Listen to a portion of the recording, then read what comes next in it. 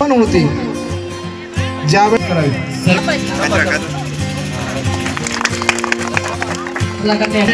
Side मध्ये आपण line करून बसा थोडं झाले यांना निरोप दिला व्यंकटराव पाटील येसाजी पाटील मालरेंना एकदा तुटाय पुरुष नांदेड जिल्ह्यातील नायगाव तालुक्यातील हिप्परगाव जाणेराव येथील सिद्धेश्वर मंदिर परिसरातील सभागृहाचा लोकार्पण सोहळा आज दिनांक 17 नोव्हेंबर रोजी आमदार राजेश पवार आणि जिल्हा सरचिटणीस सौ पूनमताई पवार यांच्या शुभहस्ते मोठ्या उत्साहात पार पडला। याच कार्यक्रमात बरबडा सर्कलच्या जिल्हा परिषद निवडणुकीच्या तिकीट मागणीला पक्ष सकारात्मक असल्याचे महत्त्वाचे संकेत आमदार राजेश पवार यांनी दिले। संत ज्ञानेश्वर महाराज समाधी सोहळ्याच्या मुहूर्तावर हा लोकार्पण सोहळ्याचं आयोजन करण्यात आलं होतं। कार्यक्रमाची सुरुवात सिद्धेश्वर मंदिराची, विठ्ठल रुक्मिणीची आणि संत ज्ञानेश्वर महाराजांची पूजा आरती करून झाली। यावेळी हिप्परगाव जाणेरावसह सोमठाणा, गंगनबीड, रानसुगाव, कुशनूर आणि परिसरातील भाविक भक्त व महिला मोठ्या संख्येने उपस्थित होते।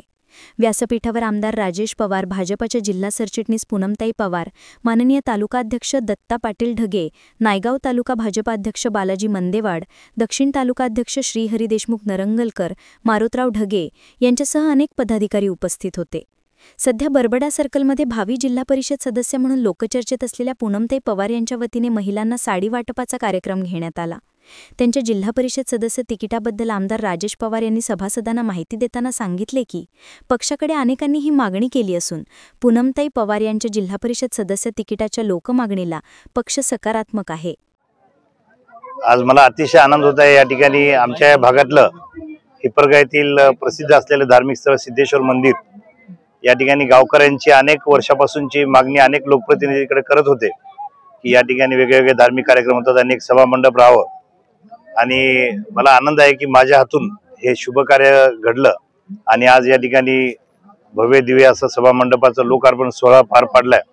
याबद्दल मी सर्व हिप्परगाववासियांचे खूप खूप अभिनंदन करतो आणि दुर्दैवाने खरं तर मी खूप उशीर झाला मला यायला। या ठिकाणी पहिल्यांदा मी या मंदिरावर आलो आणि एवढं रम्य स्थळ खूपच सुंदर, म्हणजे मी एकदम भावुक होऊन गेलो आणि आता या ठिकाणी मी ठरवलंय की या आपल्या सिद्धेश्वर मंदिर परिसराचा विकास येणाऱ्या काळामध्ये भुंगराळा किंवा गगनबीड या पद्धतीने आपण करायचं ठरवलंय आणि त्याचबरोबर या ठिकाणी पर्यटन स्थळासारखे काही योजना आपल्याला करता येईल का, कारण का वरून एवढं सुंदर दृश्य या ठिकाणी आहे पूर्ण तालुक्यातल्या इतर भागाचं।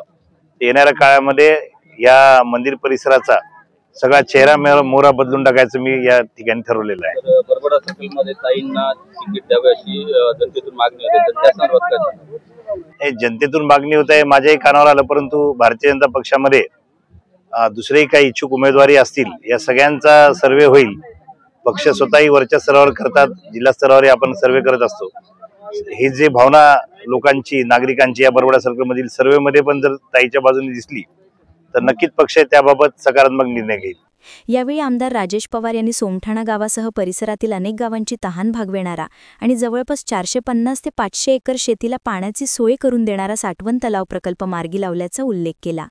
1999 सालापासून रखडलेला हा प्रकल्प मंजूर करण्यासाठी ग्रामस्थांच्या विनंतीनंतर आपण पुढाकार घेतला आणि भाजप महायुती सरकारच्या माध्यमातून सुधारित प्रशासकीय मान्यता मिळवून देत याचे काम पूर्णत्वास नेले। प्रकल्पपूर्तीपेक्षा हे लोककल्याणकारी कार्य केल्याचा आनंद आणि समाधान मिळत असल्याची भावना त्यांनी व्यक्त केली। पुढील काळातही मतदारसंघात सिंचनवाढीसाठी प्रयत्न सुरू राहणार असल्याचे त्यांनी सांगितले। कार्यक्रमास आमदार राजेश पवार यांच्या मातोश्री श्रीमती लोक्याबाई संभाजी पवार, हिप्परगाव जाणेराव येथील नारायण माणिक कदम, व्यंकटी पाटील कदम, माधवराव शामराव कदम यांचा सर्व प्रतिष्ठित नागरिक, महिला, युवा, शेतकरी आणि भाजप महायुतीतील पदाधिकारी आणि कार्यकर्ते मोठ्या संख्येने उपस्थित होते। अखेरीस महाप्रसादने या कार्यक्रमाची सांगता झाली। प्रतिनिधी हनुमंत चंदनकर, NTV न्यूज मराठी, नायगाव, नांदेड।